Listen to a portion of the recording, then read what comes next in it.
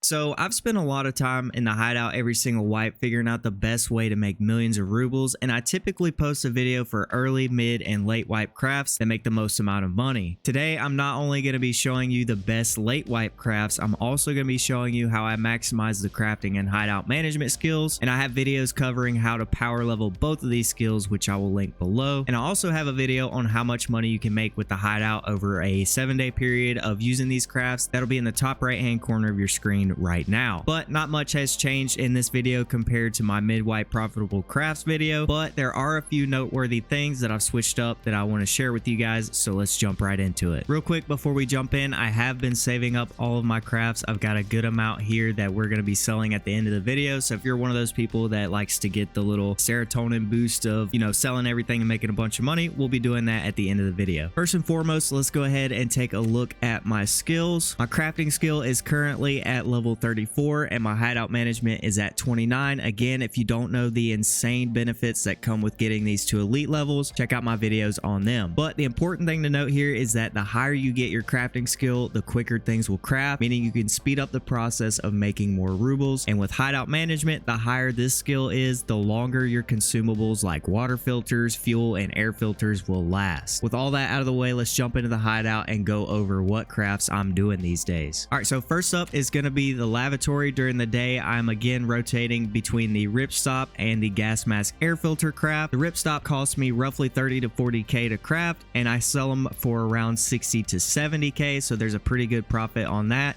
It's a very short one. It only takes 27 minutes currently, and because I switch between the gas mask air filter, I can keep this thing running basically non-stop. A lot of people always ask me, why do I do the gas mask air filter? It only takes a minute and 29 seconds. This is roughly a break-even craft. Sometimes you can make money on it if you get these gas masks for pretty cheap, around 30 to 40k. Sometimes the filters themselves jump up to around 55k, so you can make money with this, but most of the time it's pretty much break even. But the only reason why I'm doing this is because I want to get back to this ripstop very quickly and just keep that going non-stop, because this is a very good money maker. Now the difference here is at nighttime, I'm not really doing the water filters or the air filters anymore. They just don't take long enough. I want to keep this crafting while I'm sleeping for as long as possible, so I'm now doing the tech craft. Now the good thing about this is it only costs me these 2 aramids, and these things roughly sit around 18 to 20k. But the reason why I do this is because it gives you 2 level 5 plates. So if you save one and use the other, you can just run this craft right back over again,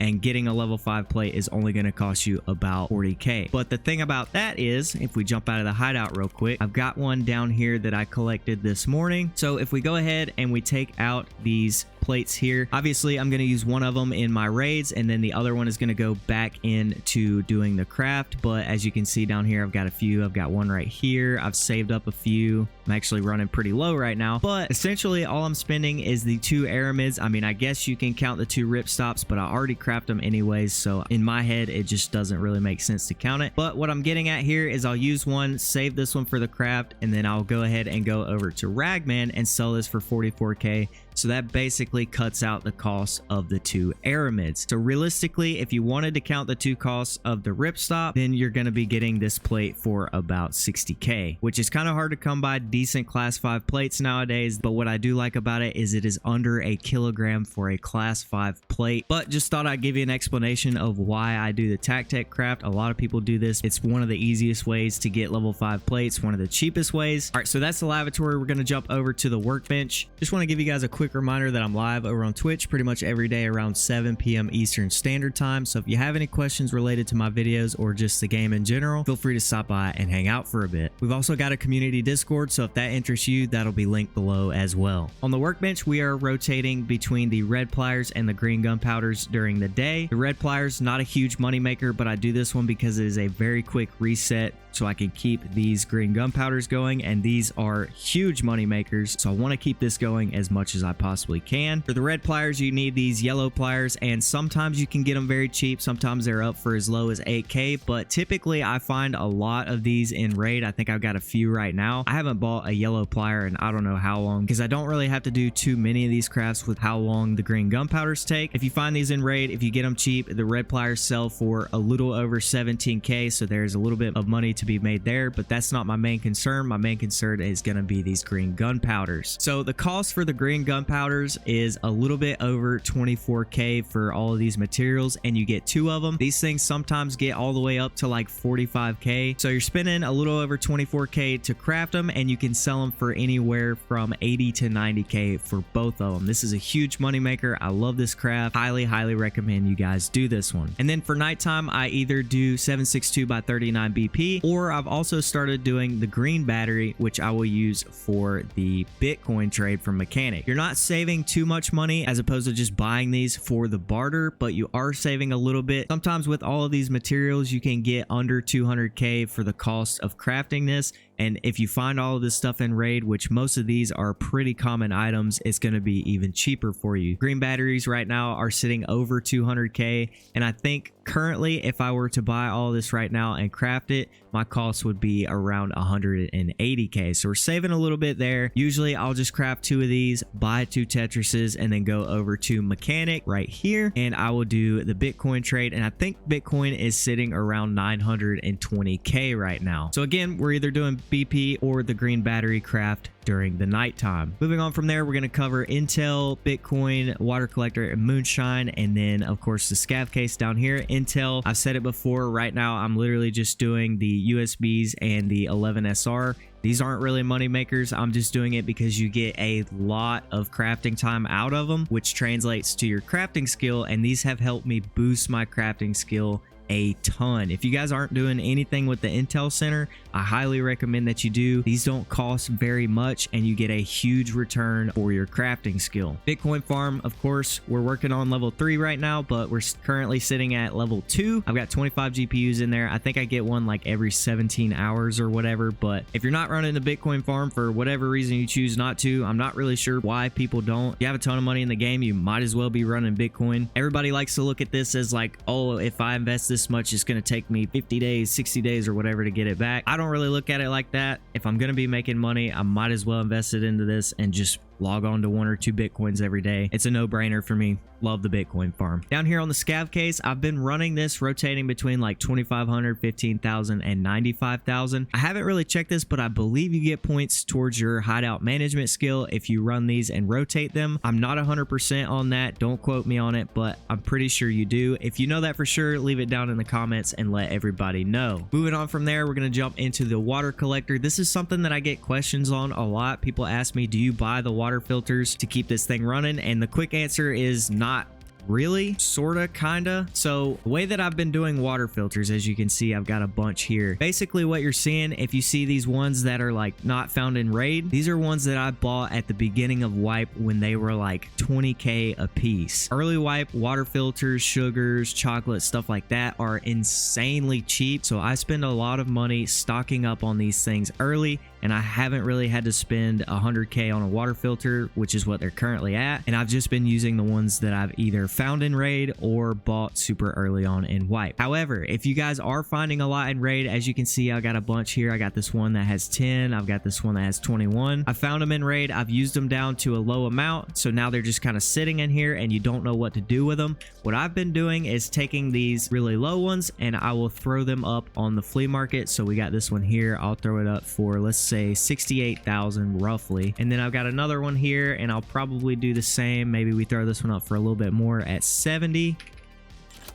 There you go. The first one sold immediately. This one is probably going to sell soon as well. And as you can see, water filters are extremely expensive. Let me just go ahead and get this filter in right here. Cheapest one you can get is 125,000. We just sold that one for 68,000. We're about to sell the other one for 70,000. There you go. That one just sold. That means we just sold both of those low use ones for 138,888 rubles. So essentially I just sold 2 used ones and I can go ahead and buy a new one. There we go. Bought that one for 125k and I made a little bit of rubles on top. So you're basically trading in 2 used ones for a good one. So just a quick tip there, if you've got ones that are found in raid that are already used and you don't know what to do with them, just do that. I mean, you literally lose nothing and you get a fresh one back. It's kind of an infinite water filter glitch until you just completely run out of found in raid ones, but just thought I would share that with you guys if you have a bunch of used water filters. So that's how I essentially make the purified waters for absolutely free, which allows me to make moonshine for very, very cheap. So the only thing I'm really spending on the moonshine is sugar, which are sitting around 100k. So let's say I buy 2 of them. That means a moonshine is going to cost me about 200k to make, and they are selling for 350k. So 150k profit right there.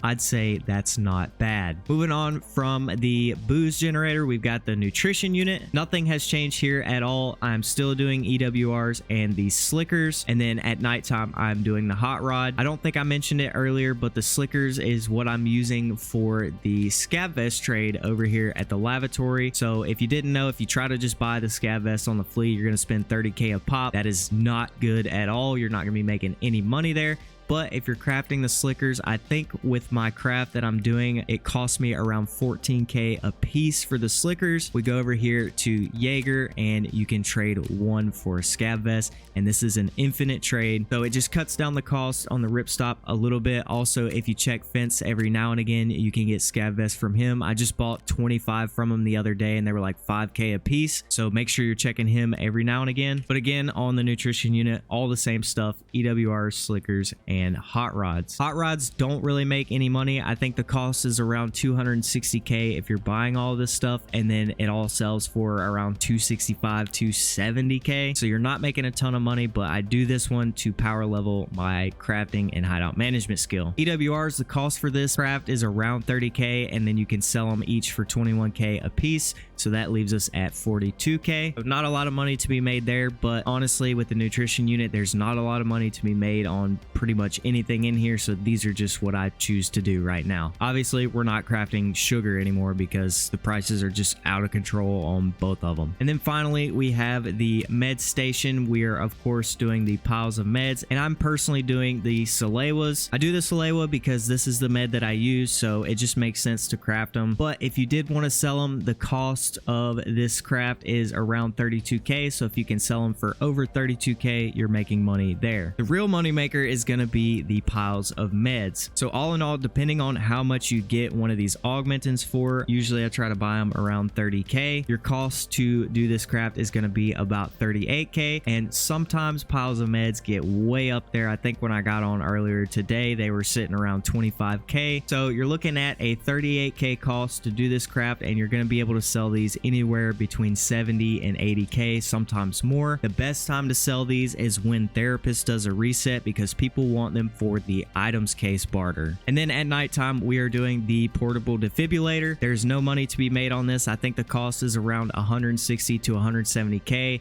and they sell to Therapist for 141k. But I do this in order to level up my crafting skill, and this is the one that I do at night because it's the longest craft that you can do on the med station. But another reason why I'm doing these, if we go over to my stash, you can see I have a ton of them. You can use them for the thick case barter from Therapist right here, which is what I plan to do. If I'm going to be crafting these things anyways, I might as well just use them. Although it's not going to save me any money as opposed to just buying these things, I'm crafting them anyways for the crafting skill, so I might as well use them somewhere. Anyways, that is it for the hideout. This is everything that I do, not only to make money, but also to level my crafting and hideout management skill as efficiently as possible. I do currently have solar power going, and if you didn't already know, using solar power with fuel kind of slows down the hideout management leveling just a little bit, but I wanted to get Bitcoin 3 up, and I came across the MCC in labs, so I figured why not. Now, for those of you who have stuck around and you want to see me sell off all of my stuff, I'm going to go ahead and pull everything out, put it into my inventory, and then we will go ahead and sell it and see what kind of haul we pull in. I believe this is like 5 or 6 days of crafting during my normal playtime. I can't really remember. I didn't write it down this time. All right, so I don't have enough room to pull everything out just yet, but this is all of the stuff that I have so far. We still got Bitcoins and a couple other things to pull out, but kind of running out of stash space here, even though I bought all the extra stash space. Whatever. We're going to throw all this up for sale and see how much money we make. All right, first up is 16 moonshines at 355k. 26 EWRs at 21,800, 30 green gunpowders at 39,998, 52 ripstops at 29,990, 65 hot rods at 12,400, 28 gas mask air filters at 44,000, 37 slickers at 15,490. I have a lot of these, so I'm going to sell a bunch of them. 56 piles of meds at 19,500. Unfortunately, these are starting to go down because therapists reset, but I'm going to go ahead and sell them anyways, and we're selling 56. All right, so the last 18 slickers have literally been up here for 45 minutes. They're just not selling, so we're just going to go ahead and move on. I'm going to go ahead and sell all of this to therapists real quick.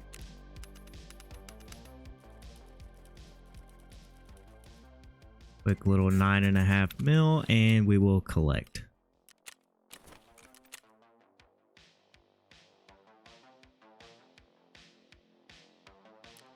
And we're sitting at about 40 mil, and we started at around 19 mil. All right, so that's going to do it for this video. Hopefully you guys enjoyed it. Hopefully you learned something. If you guys have been using my tips in the hideout to make a ton of money, let me know what's the most amount you've sold everything for at once. Again, we're live over on Twitch pretty much every day around 7 p.m. Eastern Standard Time, and we also have a community Discord, so both of those will be linked down below. But other than that, I'll see you guys in the next video.